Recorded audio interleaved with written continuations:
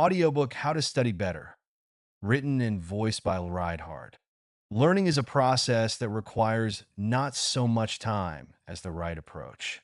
You can spend hours with your books and still not grasp the material, or you can master everything in just 15 minutes if you approach it correctly. It's the approach that determines success in learning, not the amount of time spent. When working with the material in this book, I recommend following a simple yet effective sequence. First, just read. Your goal is to absorb the information as a whole without trying to analyze or memorize it. Allow yourself to fully immerse in the text to understand the big picture. Read it again the second time. You'll be surprised at how much more you can uncover when you revisit the material. What might have seemed straightforward at first may reveal new details and nuances that you missed before. For the third time, read and reflect. Think about how you can apply the knowledge you've gained in practice. Start integrating it into your life, connecting it with your personal experiences and the situations you encounter. The fourth time is when you begin to apply. By this point, you should be ready to put what you've learned into practice. It's crucial not just to know the theory, but to be able to use it in real life situations. Applying knowledge is the most important step in learning. It makes your education meaningful and effective. The effectiveness of learning doesn't depend on the time spent with your books, but on how well you engage with the material. Your success will be determined by how much you're invested in the outcome and how actively you process the information. If you truly want to learn, rather than just earn grades, these methods will speed up your learning process and save you time. Much of what is presented in this book may seem unproductive at first glance. However, if you genuinely want to achieve deep understanding and learn how to apply your knowledge in practice, these approaches will help you speed up your learning and make it more effective.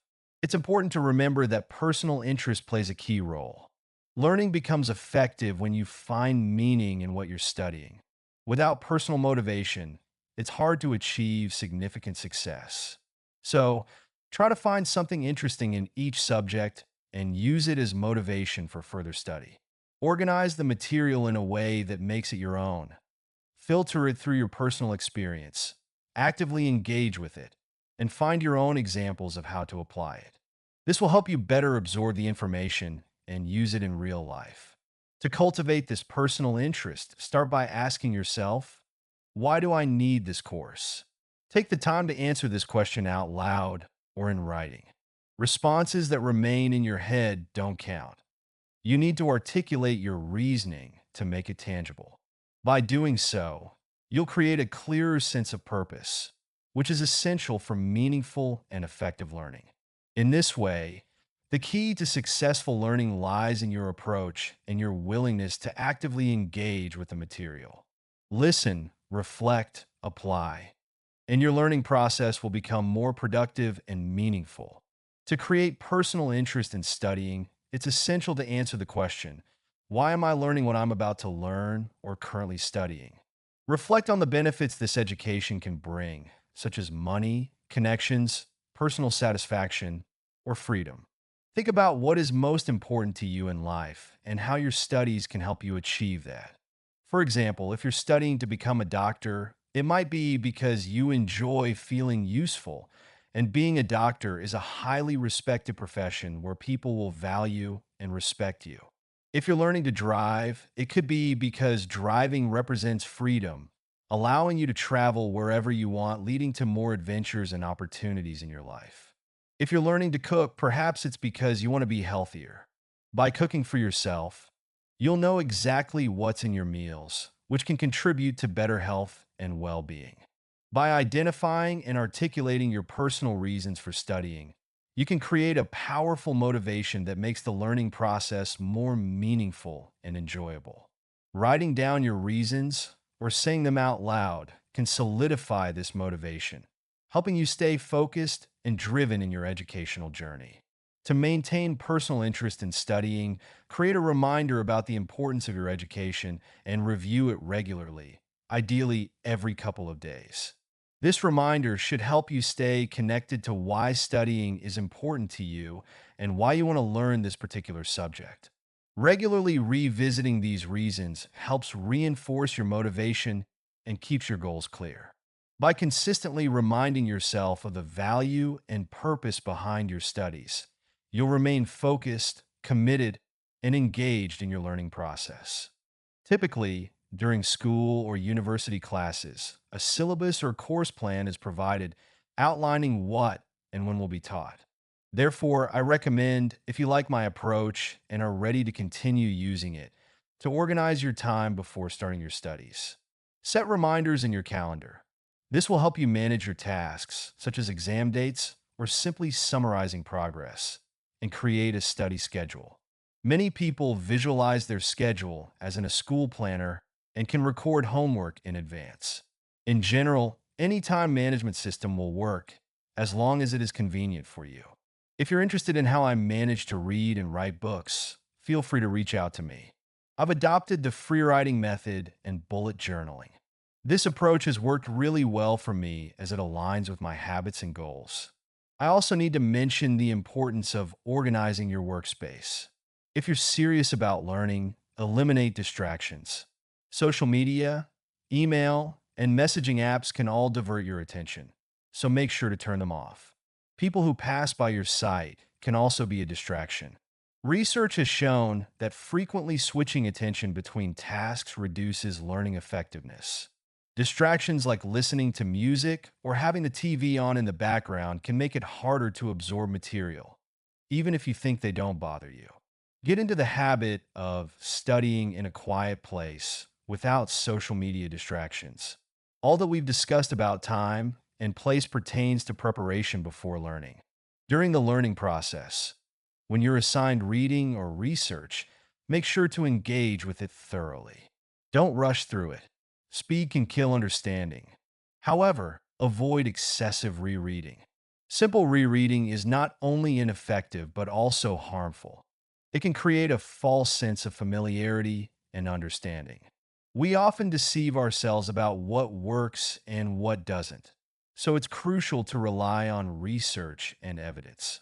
Rereading might give you the impression that you know the material well because it seems familiar. Yet, this doesn't necessarily mean you can recall the information when needed. In short, rereading can lead to overconfidence in your knowledge. Before you start reading, pose questions related to the topic. This approach might seem unusual, but research shows it enhances retention. Asking questions activates any related knowledge and helps connect new information with what you already know. Additionally, when the brain is tasked with a question, it automatically seeks the answer, leading to better absorption and retention of information. It's beneficial to write down these questions and try to answer them after reading. For example, topic, infectious diseases. What is an infection? Why is it dangerous? How does it spread? How do infections differ from other diseases? How are infections treated? Topic, crossing an intersection. What is the key factor in crossing an intersection? What are the common mistakes drivers make in such situations? What should drivers pay attention to in these scenarios? Topic, healthy eating. Why is certain food considered healthy? Is it really as healthy as claimed? What is the fundamental difference between healthy and unhealthy eating? Additionally, you might ask questions like, why is this true? Or what will be new to me here? This approach helps deepen your understanding and engage more actively with the material. Connect what you've learned with what you already know. Ask yourself, how do the new insights relate to my existing knowledge? Example 1. Infectious diseases. Infectious diseases differ from injuries and autoimmune disorders in that they involve the presence of bacteria or viruses that transmit infection. Connect this with your existing knowledge of disease types and transmission mechanisms. Example 2. Crossing an intersection. Crossing an intersection depends on the priority of the road your vehicle is on. Relate this to your prior understanding of traffic rules and the importance of road signs and signals in determining right-of-way. Example 3. Healthy eating. Preparing healthy food is based on using local, seasonal ingredients. Connect this with your knowledge of nutrition and how using fresh, local products contributes to a balanced diet. Read, summarize, review. Some people prefer to take notes while reading. However, there's a more effective method one. Read the chapter. 2. Summarize what you've read, preferably in writing. 3. Review the chapter and know what you missed and add it to your summary. Although this approach requires some effort initially compared to highlighting text or just reading, in the long run, you'll study material more quickly and retain it better. And, of course, review the questions you formulated before reading. Are there answers to them? Are they sufficient? Example 1. Infectious diseases. Infectious diseases are. Types of such diseases include. Example 2. Crossing an intersection. When crossing an intersection, it's important to. The main mistake drivers make in such maneuvers is. Example 3. Healthy eating. The main parameter of food's healthiness is. Successful learning relies on repeated reflection on ideas. By reading about a topic at home and then hearing it discussed in class later, even in a slightly different format, you increase the likelihood of retaining that information. This method, known as the spacing effect, helps reinforce what you've learned. Distractions from the internet and social media can hinder your focus. To avoid this, keep your phone in your pocket or bag and turn off internet access. Studies have shown that using social media in class can negatively impact your GPA. While typing notes may seem easier, writing by hand can significantly enhance retention. Typing is often done mechanically and without much thought, whereas handwriting notes forces you to process the material more deeply. This active engagement helps with understanding and remembering the content. Additionally, the unique visual aspect of handwritten notes contributes to better memory recall. If possible, obtain the lecture presentation or any visual aids before the class begins.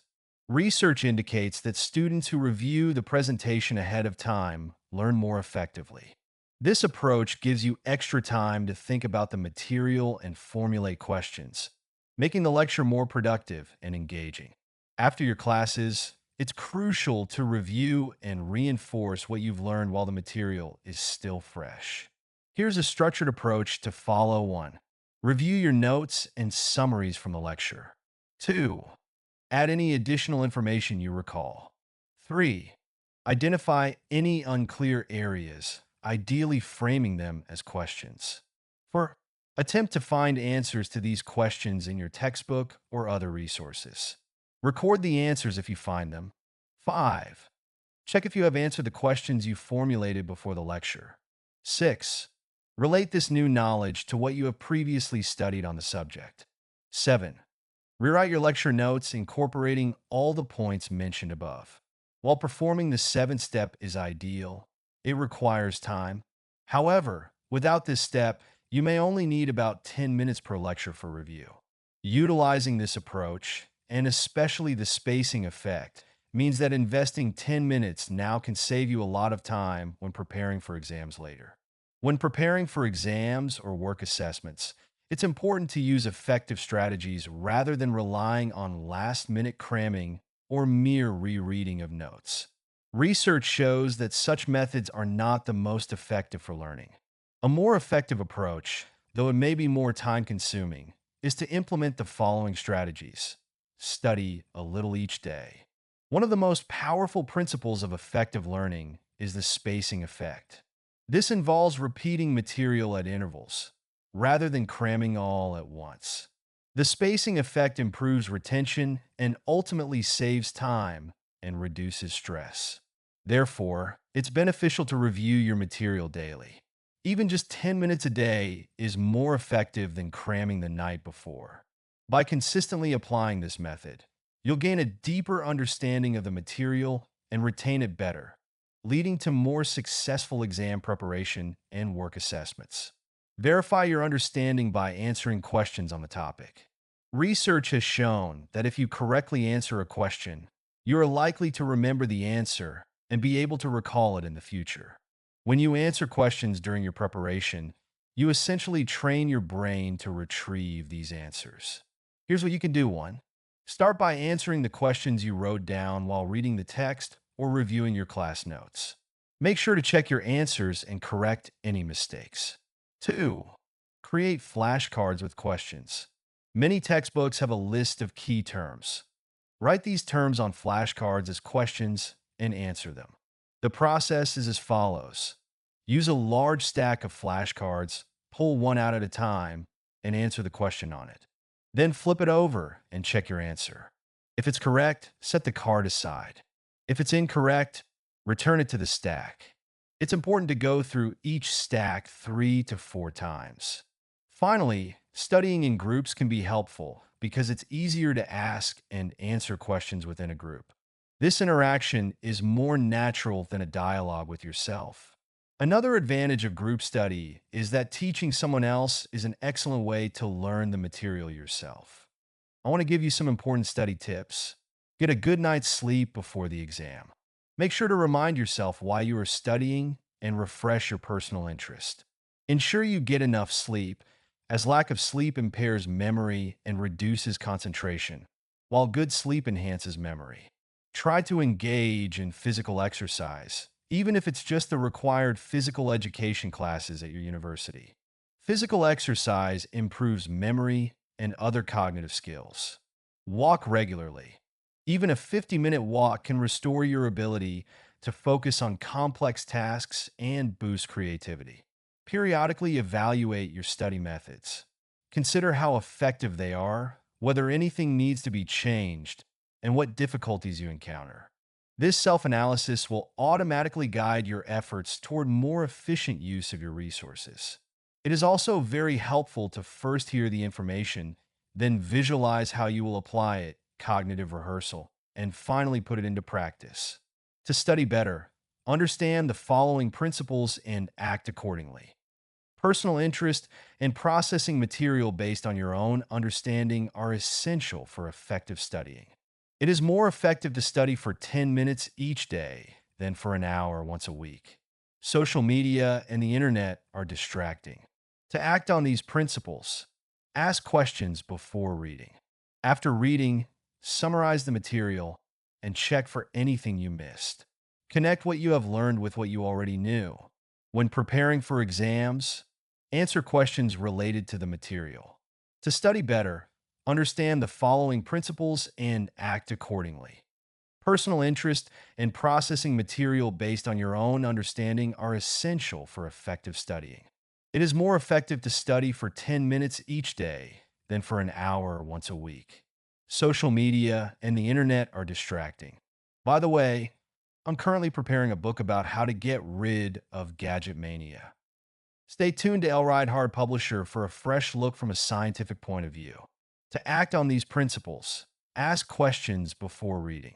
After reading, summarize the material and check for anything you missed. Connect what you have learned with what you already knew. When preparing for exams, answer questions related to the material. How to study better. The psychology of learning. Human life is a continuous process of learning. We learn when we get used to a new phone model. We learn when we enter into marriage. We learn when we become parents. When we retire, we learn once again.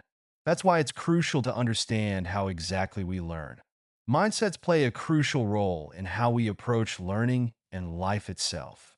Carol Dweck, a renowned psychologist, identified two fundamental beliefs that significantly influence our ability to learn and grow: the fixed mindset and the growth mindset. These beliefs are not just different. They are polar opposites, shaping our actions, responses to challenges, and overall approach to life.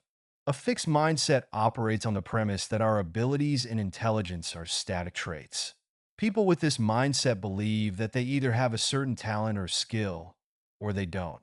This leads to an orientation toward results, where the primary focus is on proving oneself, avoiding challenges that might expose perceived inadequacies, and striving to be seen as good or successful. For someone with a fixed mindset, failure is often seen as a reflection of their inherent limitations, and as a result, They may shy away from situations where they might not excel immediately. In contrast, a growth mindset is built on the belief that abilities and intelligence can be developed through dedication and hard work.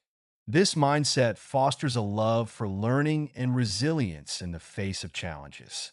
Individuals with a growth mindset focus on the process of mastering new skills, viewing effort as a path to excellence. They see challenges as opportunities to grow and are more likely to persist in the face of setbacks. Instead of being preoccupied with being good, they are motivated by the desire to improve, to learn, and to become better over time. In essence, the fixed mindset is about proving oneself and being seen as capable, while the growth mindset is about improving oneself and embracing the journey of learning. These mindsets influence not only how we approach education, but also how we navigate relationships, careers, and all aspects of life. By cultivating a growth mindset, we open ourselves to continuous development, resilience, and the possibility of achieving our full potential. The growth mindset works because the brain is highly plastic, meaning it has the ability to change and adapt through experience and activity. This plasticity allows the brain to develop new connections, strengthen existing ones, and even reassign functions to different areas when necessary. When you approach learning with a growth mindset, you leverage this plasticity. By consistently challenging yourself, embracing new tasks, and persisting through difficulties, you encourage your brain to form and reinforce neural pathways. This process not only improves your skills and knowledge, but also makes you more adaptable and capable of tackling future challenges. The brain's ability to utilize different functional systems further enhances this process. It can reorganize itself to optimize learning and performance, finding new ways to achieve goals when old methods no longer work.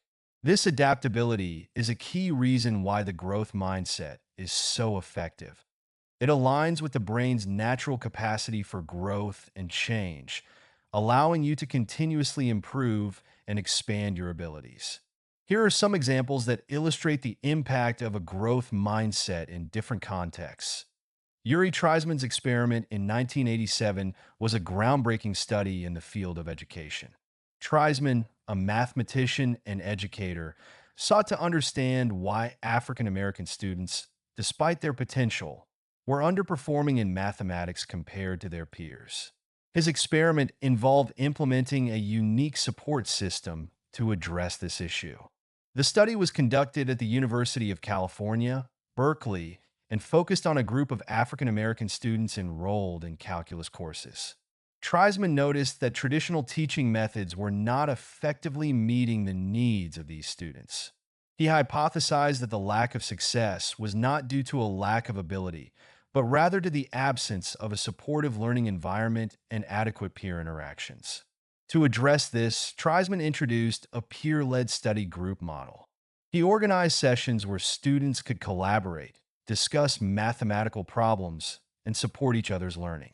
These study groups were facilitated by senior students who were academically successful and could serve as role models. The results of Treisman's experiment were remarkable. The students who participated in the study groups showed a significant improvement in their academic performance. Their grades in calculus courses improved dramatically, and they also exhibited a greater sense of confidence and engagement with the subject matter. Treisman's experiment demonstrated that a supportive, collaborative learning environment, combined with mentorship from peers who understood the students' challenges, could lead to substantial improvements in academic achievement. His work highlighted the importance of fostering a growth mindset, where students believe that their abilities can be developed through effort and support in enhancing educational outcomes. This approach earned Treisman the Charles A. Dana Award for Pioneering Achievement in American Higher Education. In Sberbank, one of the largest banks in Russia, an experiment was conducted to improve the training of elderly individuals in using information kiosks, self-service terminals. The experiment employed an intriguing strategy. Training was conducted by individuals of the same age as the participants. The study revealed that elderly employees of the bank, when training their peers, significantly increased the effectiveness of the learning process. The main aspects of the experiment included elderly trainers. The training was carried out by older bank employees who were familiar with the technology and understood the needs and challenges faced by elderly individuals. These trainers used language and approaches that were more suitable for their peers, making the training more understandable and accessible. Reducing barriers. Trainers from the same age group helped overcome psychological barriers and fears associated with using new technology. They could easily explain how to use the kiosks and provide practical advice based on personal experience. Empathy and understanding. Elderly trainers could show more patience and empathy, creating a more comfortable and supportive environment. This allowed trainees to feel more confident and freely ask questions. Results. The experiment showed that peer training was significantly more productive than traditional training methods where younger trainers were used.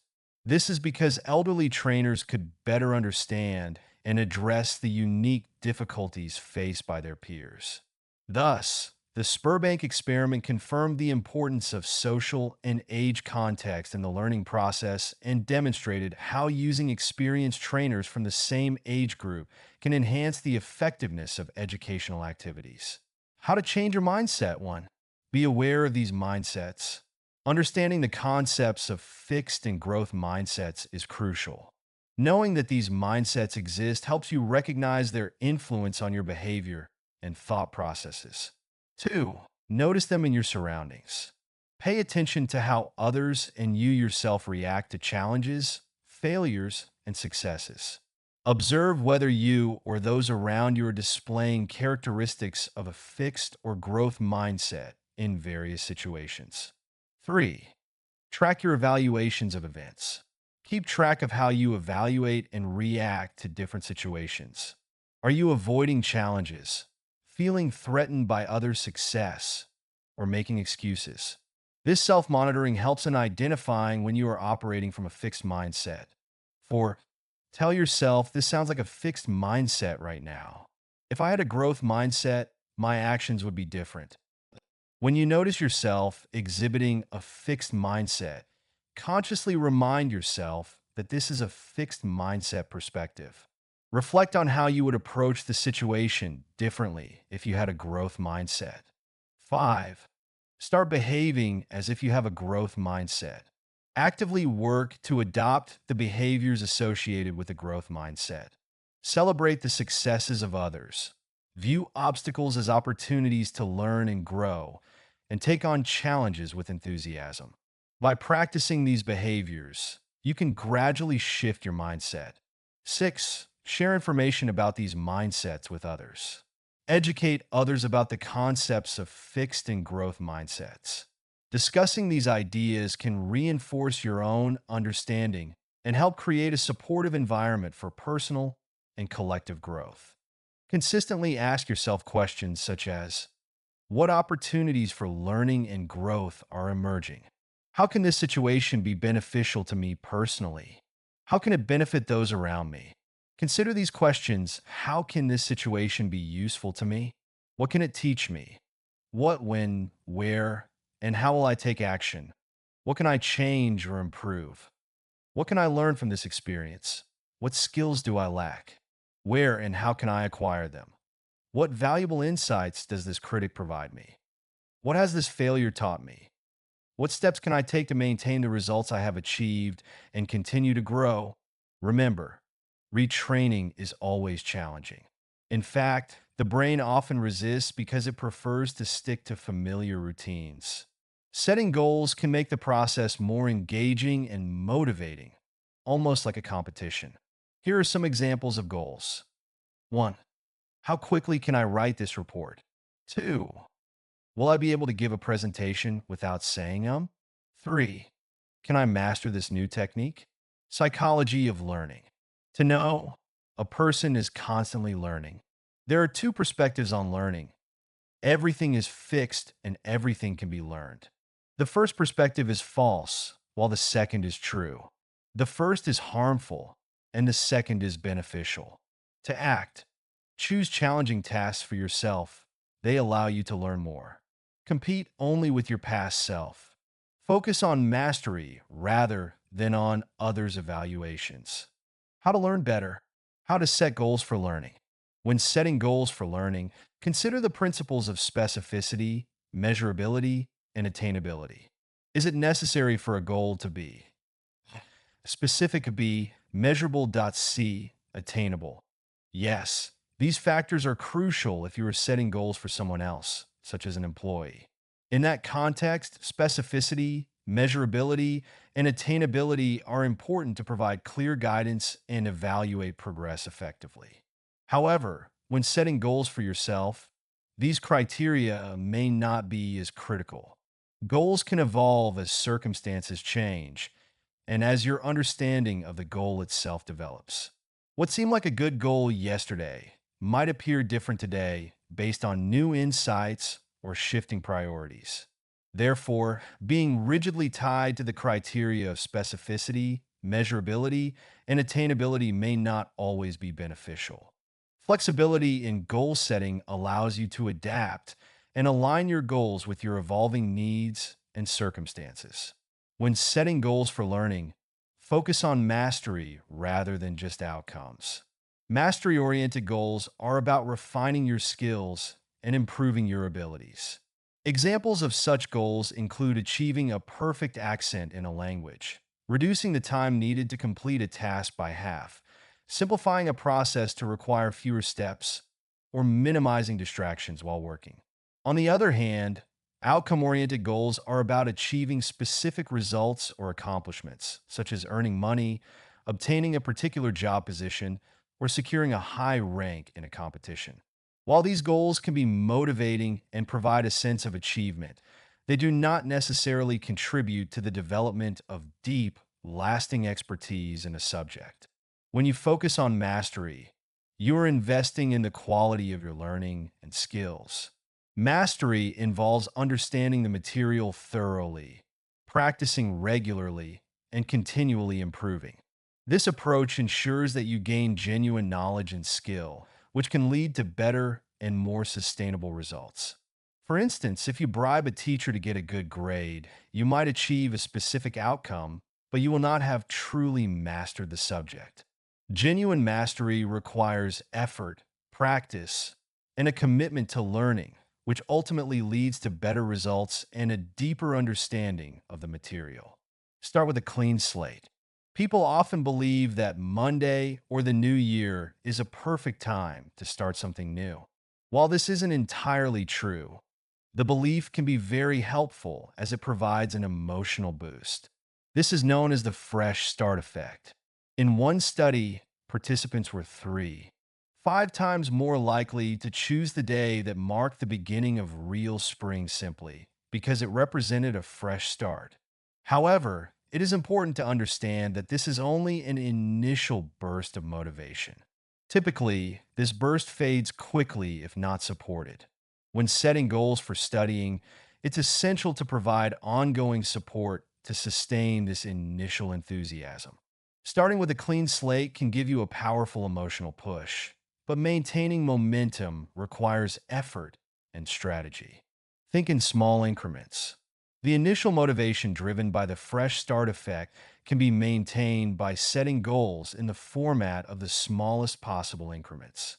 Instead of setting a deadline for 3 weeks, specify it as 21 days. Similarly, instead of saying 2 days, specify 48 hours. For instance, if you set a goal in February to complete a coursework by May, it is more effective to phrase it as I need to complete the entire coursework in 63 days. Why is this effective? Because we work more actively when we perceive an event as approaching. The farther away the goal, the less motivated we may feel. By breaking down the goal into smaller units, the event seems closer, and thus, we remain more engaged and motivated to work towards it. Set goals for the nearest term. Since the farther away a goal is, the less motivated we tend to be, It's better to set goals for tomorrow or even for today. For studying, let the goal be a small one, such as preparing a plan for your coursework. Even though it is a minor goal, it is close and achievable. This approach helps maintain focus and motivation by providing immediate tasks that contribute to the larger objective. Remember the goal. If a person keeps the goal in mind, they are constantly moving toward it. However, keeping the goal in constant focus is challenging because our memory is contextual. Without context, we can easily forget our goals. The solution is to create a vivid reminder. Not just any reminder, but one that stands out. If it's just another sticky note like all the others stuck to your monitor, it won't be effective. Even if it's a different color, it still might not work. However, as demonstrated in an experiment, a reminder in the form of a unique object, such as a three-eyed alien figurine from Toy Story, can be much more effective. Plan for breaks and relaxation. It is useful to plan for some deviation from your goal in advance. This is known as planned hedonistic deviation.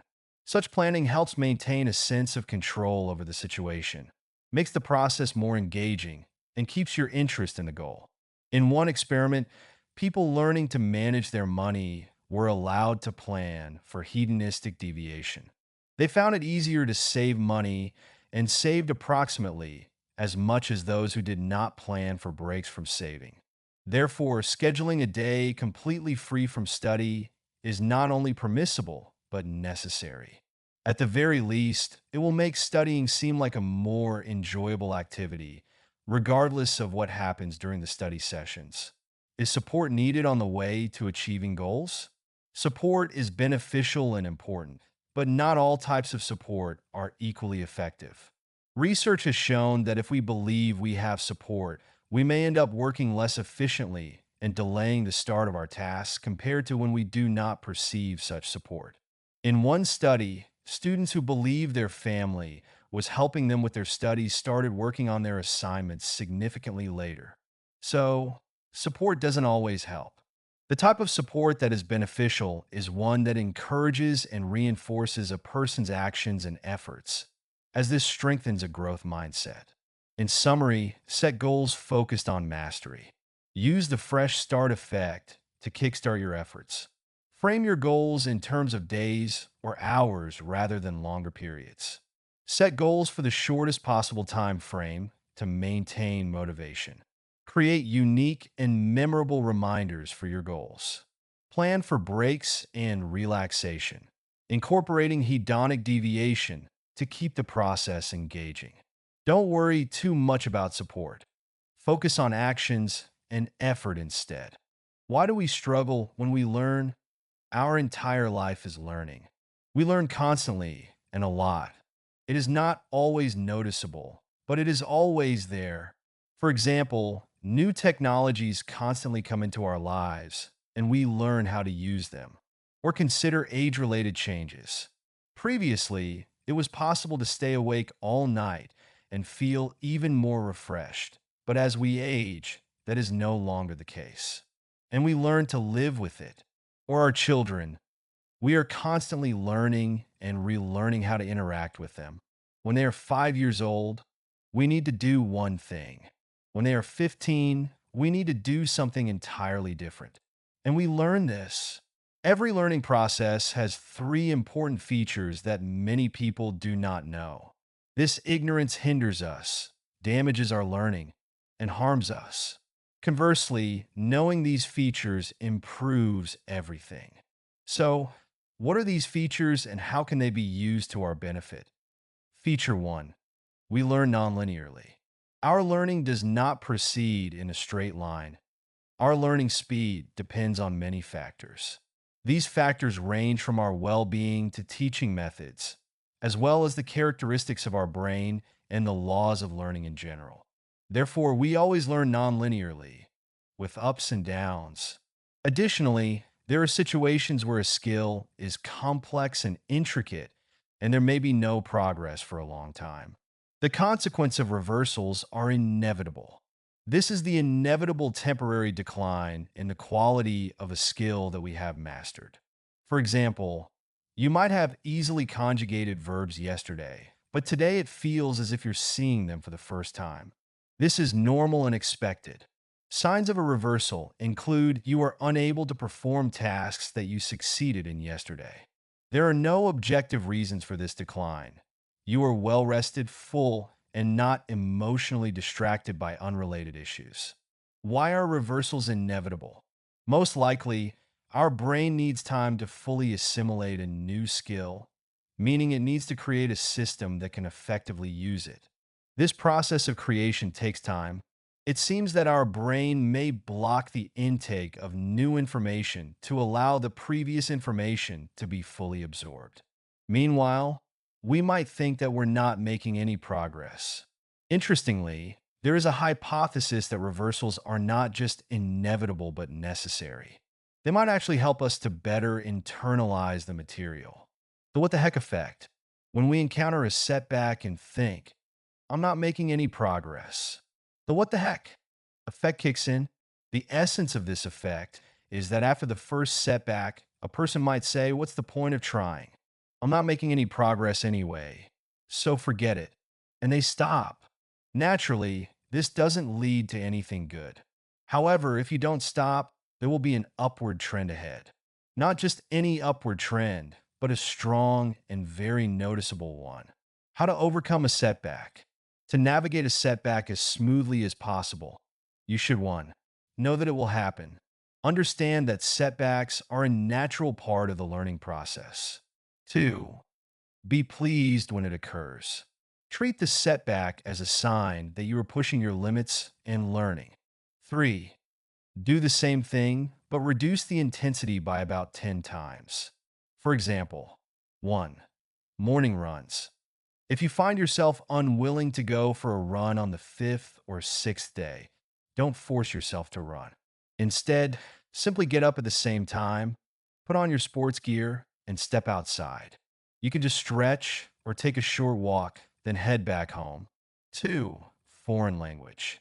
If you find that you're unable to make progress on a given day, celebrate the setback and spend 10 minutes reviewing the material you've already covered. G. Textbook paragraphs, completed exercises, etc. So, the process of learning is inherently nonlinear, meaning our progress is often uneven and unpredictable. We experience periods of rapid advancement followed by plateaus or setbacks. These fluctuations are a natural part of acquiring new skills or knowledge. Setbacks or regressions are an inevitable part of learning. They represent temporary declines in our performance, where previously mastered skills may seem elusive.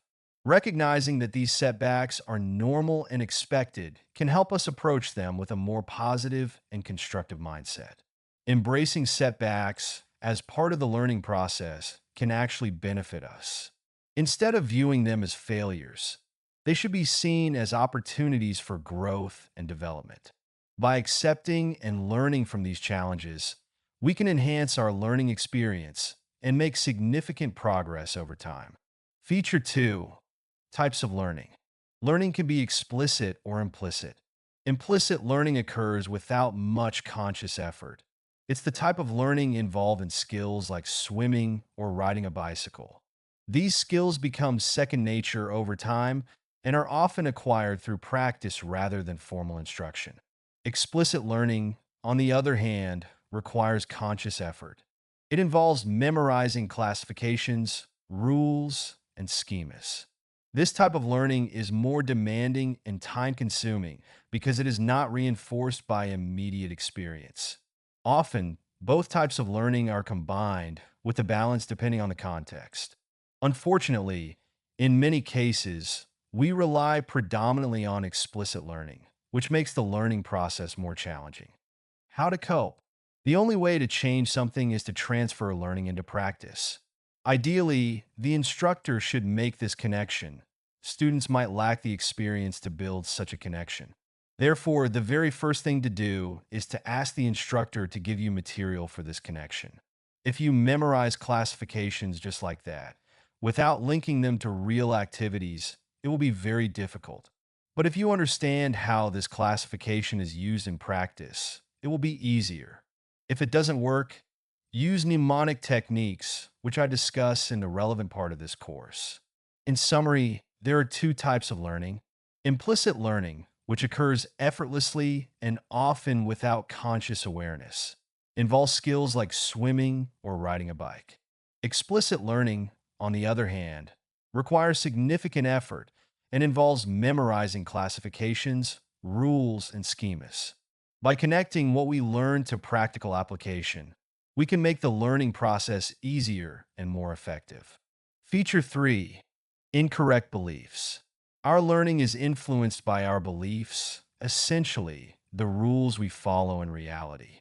For example, in one study, some students read a biography of Edison, while others read about Einstein. As a result, the first group developed the belief that success depends on effort, while the second group believed that success depends on genius. When faced with tasks afterward, those who believed that success was about effort performed better, while those who believed it was about genius performed worse. As we can see, beliefs directly impact behavior and its outcomes. Therefore, it is highly beneficial to cultivate useful and effective beliefs. Belief, what is here is another related study.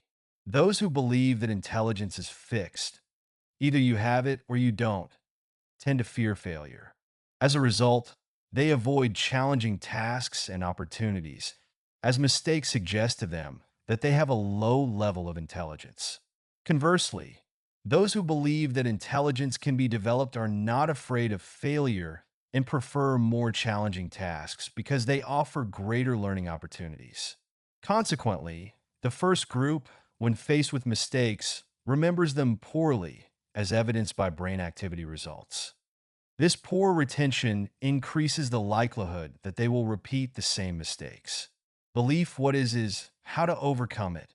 To overcome the belief, what is you can use the results of relevant experiments, either by recalling them or by reading literature about people who have worked hard to achieve their goals. Biographies are particularly effective, but films about such individuals will also be useful. By continuously exposing yourself to such stories, you can either correct the belief or, at the very least, temporarily replace it with a more constructive one. If I make an effort, I will learn. Belief, everything should be fast. Another harmful belief is the expectation of quick results. Many people think that if learning something takes time, it means they are not good enough, their intelligence is lacking, or they are being lazy. Remember the learning curve. There are times when progress seems slow for a long period, but then rapid advancement occurs. This is normal. In reality, the issue is often with the methodology.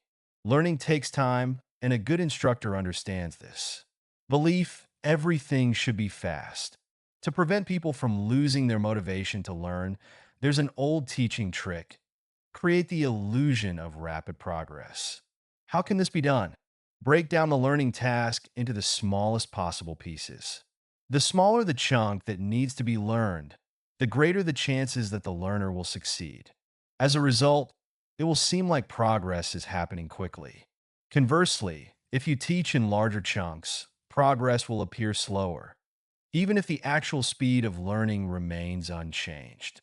Belief, everything should be fast. How to overcome it. Create a reminder card with the message: the speed of learning varies. It's normal. Keep it constantly in view. Read it whenever you feel despair over slow progress. Additionally, remind yourself that the learning curve can stay flat for a while before making a sharp upward leap. Belief, laziness exists. When someone struggles with learning, it's common to attribute it to laziness. However, this is a misleading belief. What is often labeled as laziness is actually a combination of different factors. 1. Exhaustion, physical or mental fatigue that hampers learning. 2. Lack of meaning, a sense that the material is irrelevant or unimportant. 3. Blocking emotions, Emotional barriers that prevent effective engagement with the task. The notion of laziness oversimplifies the issue. Instead, it's crucial to recognize that what might appear as laziness could be due to these underlying factors. Understanding and addressing them can lead to better learning outcomes. Finding meaning. To overcome a lack of motivation, it's essential to connect your studies with what truly matters to you. Identify your values and aspirations and link them to your learning goals. For instance, if you're passionate about environmental sustainability, understand how your education can contribute to this cause. For example, studying environmental science or engineering could directly lead to careers that make a significant impact on sustainability efforts. Another example is if you aspire to become a renowned artist. Connecting your art studies with your goal of creating impactful work can provide motivation. Understanding how each lesson or practice session contributes to your growth as an artist can help maintain your drive. To keep your motivation strong, regularly remind yourself of these connections instead of relying on a one-time motivational boost, as the latter tends to diminish quickly. Removing blockage from emotions. I will provide just a brief explanation here. Emotions don't arise out of nowhere. They are a result of our beliefs. Therefore, let's consider what we can do about the three beliefs we discussed. There are plenty of books on this topic, and if you're interested, feel free to reach out to me, and I can recommend a few titles. How to implement beliefs. The main mechanism for implementing new beliefs involves protecting and actively supporting these beliefs. Here is a detailed algorithm to help you with this process. 1. Identify the harmful belief and determine why it is harmful. Start by analyzing your current beliefs that may be limiting or negatively affecting your life. For example, if you believe that success depends only on innate talent, this might hinder your progress.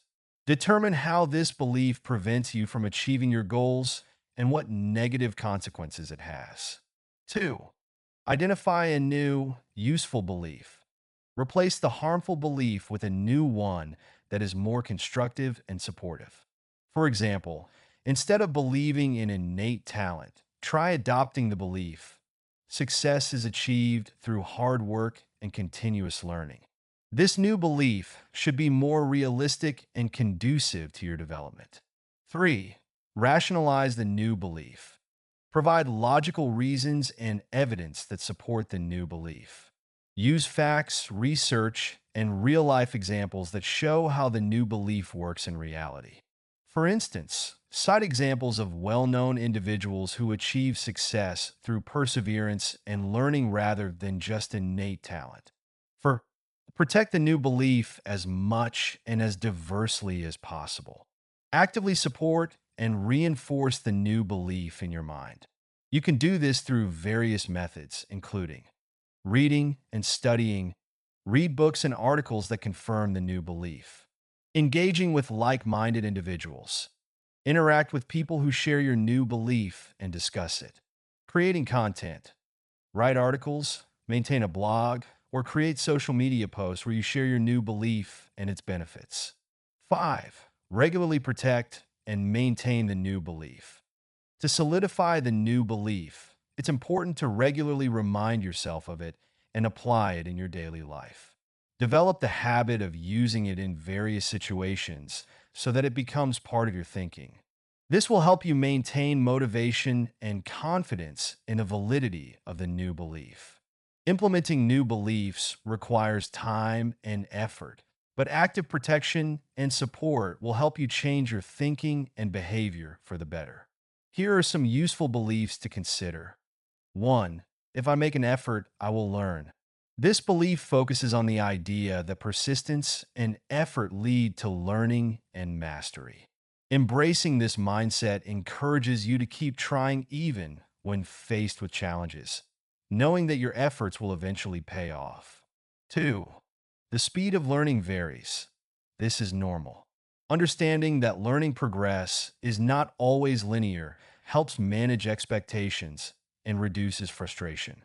Accepting that it's normal for the rate of learning to fluctuate allows you to stay motivated during periods of slower progress. 3. It's not laziness that hinders learning, but specific reasons. Recognize that what might appear as laziness could actually be due to underlying issues such as lack of motivation, unclear goals, or emotional barriers. Identifying and addressing these specific reasons can help you overcome obstacles and improve your learning process. So, why do we struggle when learning? Learning is difficult because there are psychological factors that get in the way. Our progress in learning is not linear. We experience both highs and lows. There are two types of learning: explicit and implicit. Implicit learning happens more easily, as skills are absorbed almost automatically, while explicit learning requires significant effort and attention. Additionally, beliefs have a significant impact on the learning process. Harmful beliefs make learning slower, more difficult, and less effective, while helpful beliefs enhance it. To address these challenges, it's important to consider psychological factors in learning. Accepting setbacks as part of the process can help. They can act as a springboard for further progress. To make explicit learning easier, connect it to real-life activities and tasks. Finally, work on changing your beliefs to ones that support and improve the learning process, helping to maintain motivation and effectiveness. I want to share with you 3 small life hacks that will help make learning easier. Life hack number 1: embrace breaks. It may seem logical to get on a ski track and keep moving toward your goal with minimal breaks, or better yet, none at all. Perhaps that's how it works with skiing, but when you're learning, it's the opposite. Here, breaks actually improve your retention of material. That's why it's important to take more breaks. Motor skill. In one study, participants practiced typing a long sequence on a computer keyboard. They did this in sets with 6 attempts per set. Between the sets, there was a break.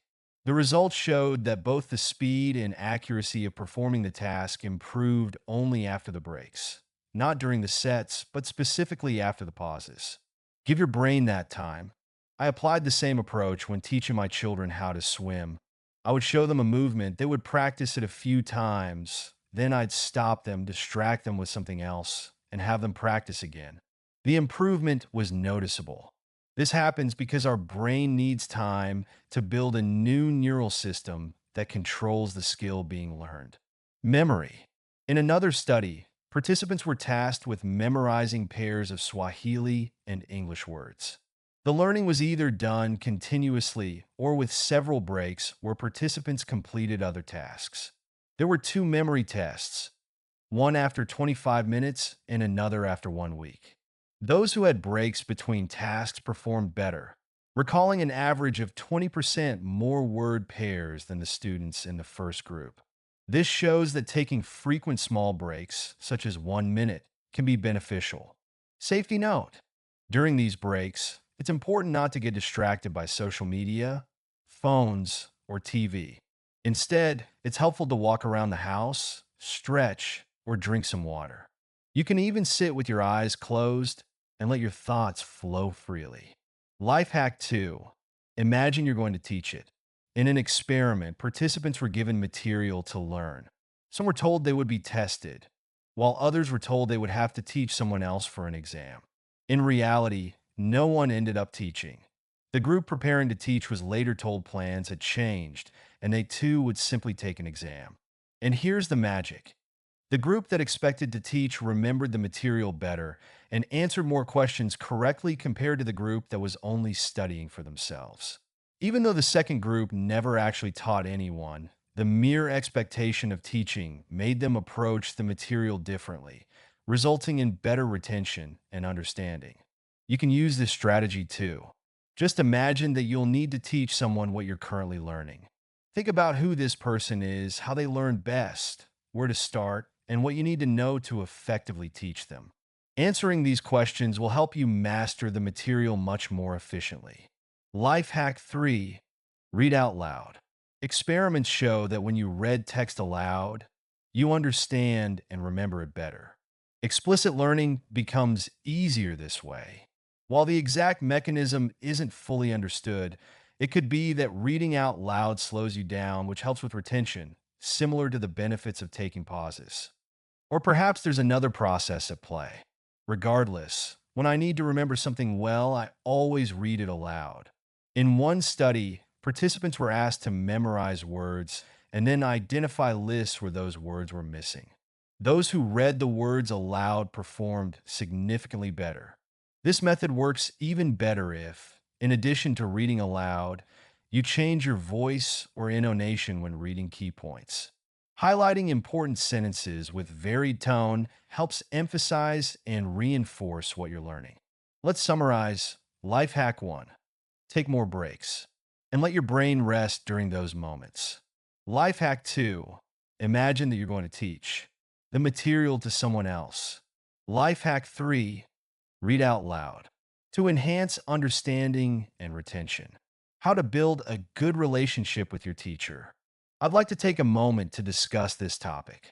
Having once been a student, worked at a school, and led a small department in a printing company, I have a deep understanding of the nuances of these relationships.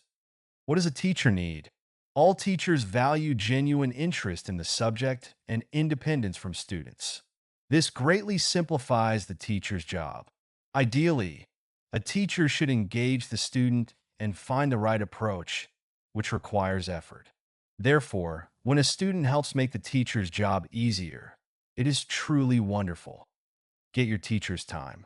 To maximize your learning, it's essential to ensure that your teacher pays attention to you. When a teacher focuses on you, you automatically start learning better. Ideally, one-on-one instruction is the best form of learning. However, if such personalized attention isn't available, which is often the case, your goal should be to capture as much of the teacher's attention as possible. If an assessment committee were in the teacher's position, several key differences might emerge. 1. Objective evaluation. The committee would focus on objective criteria to evaluate your performance. Unlike a teacher who may provide personalized feedback and support, the committee's approach would be more standardized, emphasizing measurable outcomes and specific benchmarks. 2. Limited interaction. The committee may have limited direct interaction with you compared to a teacher. Their role is often more focused on evaluating results rather than engaging in ongoing teaching and mentoring. 3. Emphasis on standards. The committee would likely prioritize adherence to established standards and criteria. While a teacher can adapt their approach to suit your learning style, the committee's focus would be on ensuring that you meet predefined standards of competency and achievement. 4. Feedback and evaluation. Feedback from the committee might be more formal and less frequent. Unlike a teacher who provides continuous guidance and support, the committee's feedback would be tied to specific evaluations or assessments, potentially offering less day-to-day support. To capture the teacher's attention effectively, follow these steps. 1. Sit at the front. Position yourself at the front of the classroom. This placement not only increases your visibility, but also shows your engagement with the lesson. 2. Maintain eye contact. Consistently look at the teacher during the lesson. This demonstrates your interest and helps you connect more with what is being taught. 3. Answer clearly and loudly. When responding, make sure your answers are clear, articulate, and loud enough to be heard. This approach helps the teacher recognize your involvement and engagement. 4. Ask questions. Actively ask questions whenever you need clarification. This indicates a genuine interest in the subject and a willingness to engage, making you stand out to the teacher to here's what to do next. 1.